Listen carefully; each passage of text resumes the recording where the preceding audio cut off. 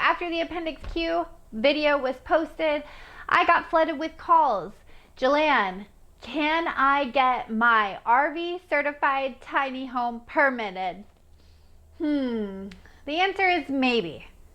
Stay tuned. Hi, my name is Jillian Wise and I am the founder of Far Out Tiny Homes. Today I'm bringing you some very important information and I'm going to get down into it real quick, but first things first.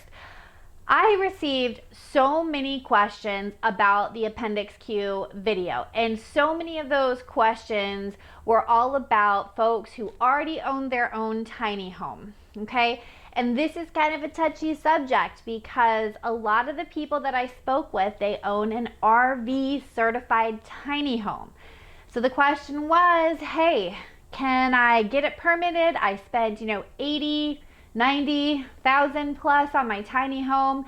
I have since been not able to find a parking place and I saw your video. Now, can we figure this out? And I am basically just gonna break down what I told them. I mean, maybe. And why do I have to say maybe? Because every builder is so different. And if you don't know exactly where you're gonna be parking your tiny home before you buy it and before you and your builder design it, then you could definitely run into some really big problems. Couple phone calls last week from folks saying, how do I know the difference? What do I look for? Okay, so let's get into a bit of the RV code. I would say that if you are this person or you're looking to build a custom tiny home with an RV certified builder, grab a pencil, grab a piece of paper, and take down some notes. This is going to be vitally important information for you when you're designing it. Now, if you're already living in your tiny home or have since been kicked out of your tiny home and you want to see if your tiny home can ever be permitted, also grab the pen and paper, let's get into it. So last week we spoke about Appendix Q. I released a video that detailed what Appendix Q looks like, what it is, and what it can do for you. So if you haven't watched that video, that's where you need to start. I will link it in the description. I'm also going to go ahead and put it up above. This is your starting point. Now, whether you own your tiny home already or you're looking to design and build, start there first. And this is very specific to the folks that are not interested in always staying in an RV park community, a manufactured home park community, or a tiny home community. So while this information is still relevant to those folks, this information is going to be better received by folks who are looking to have that movability of a tiny home, but also have that permanency of a permanent foundation home. Okay, so let's get down into it. So I did call in to RVIA and I did speak to an onboarding specialist and basically just asked some very pointed questions like, design wise, what should I be looking for? I need to get this information to see which way I need to go with my design, okay? So I was able to get some very preliminary information that you can most certainly use here, but here's the big thing. If you're working with an RV certified builder and you want to go permanent, you need to make sure that they understand what that means. And if they don't understand what that means, you're either going to need to educate them or you're going to need to find another builder, okay? Far Out Tiny Homes, we don't build RVs. And I know some people only go that route because of the financing, and it's sometimes easier to secure an RV loan than it is to get an unsecured personal loan. I understand it, but we are not in the business of producing RVs. Our homes, you can live in them 12 months out of a calendar year. An RV, you can legally not do that. So having your tiny home RV certified is kind of setting you up for some stuff. And I just want you to put on your thinking cap and just kind of ponder what I'm about to tell you, okay? So within the RVIA code, which is the American National Standards Institute 119.2, I want to say is a specific section. And it basically is outlining what that builder needs to create in order for that home to get that seal of approval to ensure safety, roadworthiness, yada, yada, yada, right? Okay, so it's vital information, it's important. But there are some huge differences when it comes to an RV certified home versus a permissible tiny home.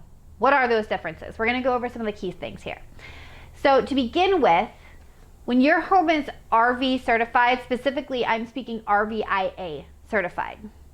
In an RVIA certified build, there are no minimum ceiling height restrictions. Let me repeat that. There are no minimum ceiling height restrictions, okay? So if bells and whistles are already going off in your head, that's right. You probably did watch that Appendix Q video. If you have no idea what I'm talking about, go watch the Appendix Q video. Right now, go, don't stay here. Okay, so that's a big one. No ceiling height restrictions. The second big one, there are no loft height requirements. None at all in your RVIA certified tiny home, okay? That's a big deal. And again, if you don't know why, go watch my other video, okay? And lastly, I'm gonna touch on egress. The loft does not need to have a point of egress, which right there, I know we want to save money and we want to build these homes affordably, and it's like, oh, I don't need a point of egress, but man, tiny homes are a small space. And let's say something bad happens in your tiny home and there is smoke and there is fire. If you are in your loft and you are completely down for the count, there needs to be a space available for those EMTs or firefighters to come in and get you out. And if there are no points of egress for them to come in to get you out, you're in a bad situation. So just from a safety thing, and again, this is not legal advice. I'm just saying from my experience, I want to make sure that my family and I are 100% safe in our tiny house. That's one of the ways to make sure you're safe. So in an RVIA certified tiny home, they do not need to have a point of egress within that loft, okay? It will save you some money, but it might not save your life. So just keep that in mind.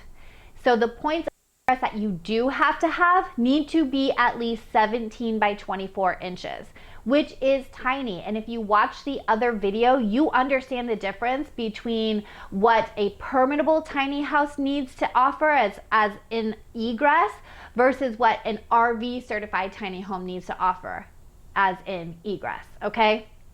So those are very big deals. Now, as far as everything else is concerned, there again are some similarities within being able to permit that home and keep it RV certified, but there are other finer nuances. And again, I implore you to work with your builder to make sure that they understand what you're doing with your tiny home and what your future plans are going to be with your tiny home. That's a very, very big deal. So the big question remains, my home is RV certified. I do in fact have all of the requirements needed for the home to be permittable, but because it's RV certified, will it ever be able to hold that permit? And the question is maybe. It really depends on your county and you being able to work with your county in order to push this endeavor forward. I can't tell you yes or no. It's really going to be sometimes even jurisdiction within a county dependent, and they're going to have the final say. But what I will tell you and what I will push you to please try is to not accept and not adopt the attitude of asking forgiveness. Don't get yourself in a situation where you're $90K in debt, you own this beautiful tiny home with nowhere to park it. Make sure that if you want to buy a parcel of land and you're working with zoning and planning within that office, be very clear, be very crystal clear, because you want to make sure that once you make that investment, not only in the land, but in the tiny home, that the marriage of the two are going to work. I'm a part of so many Facebook forums and I hear, the man can't have so much control and, we're paying money just so they can have a job. And I don't agree with that. And I'm going to tell you why. Because the zoning and the coding departments within the whole building industry are meant to keep you safe. And I know some people are going to say, whatever, they're going to put the kibosh on the video and they're not going to like anything that I have to say from here on out.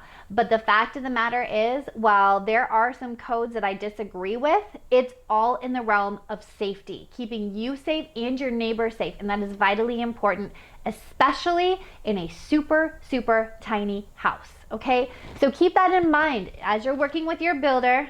Where do you see yourself in 10 years with this home? Like, do you think maybe one day you might move forward with permitting the home? Do you want to have the ability to take it off of the trailer, to take it off of the wheels and axles? And once you can answer all of those questions and you have a real clear vision on what you're doing, then I would say move forward. Now, if you already kind of jumped the gun and you have your home, look into it. Call the builder. Say, hey, Far Out Tiny Homes released this video. Can we have a conversation?